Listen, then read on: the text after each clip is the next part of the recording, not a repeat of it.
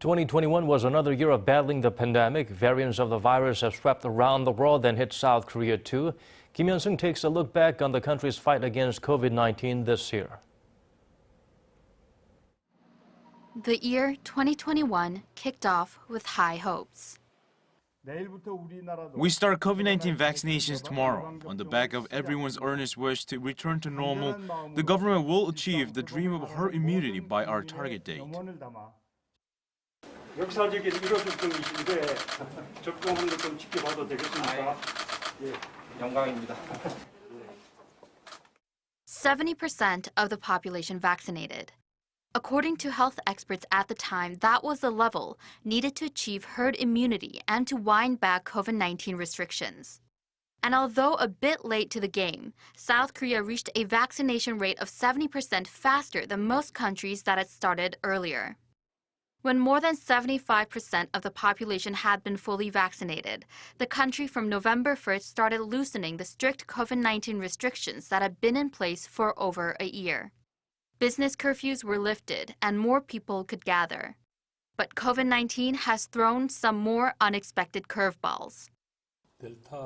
As if to attest to the Delta variant's transmissibility, the country has reached an all-time high number of daily infections.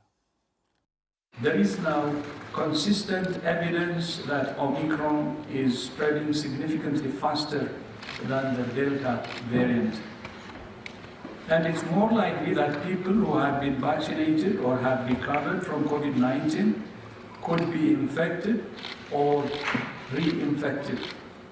With Delta and Omicron raging worldwide, breakthrough infections have increased. And with looser prevention measures in place, there was little buffer to defend against the highly transmissible variants. COVID-19 cases once again hit record highs in South Korea, and with hospitals overflowing with COVID-19 patients, South Korea's healthcare system was feeling the strain.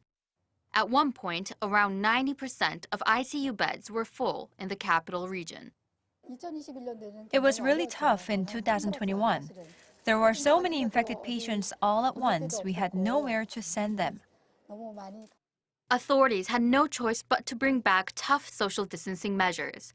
But 2022 brings a new weapon in the battle against COVID-19.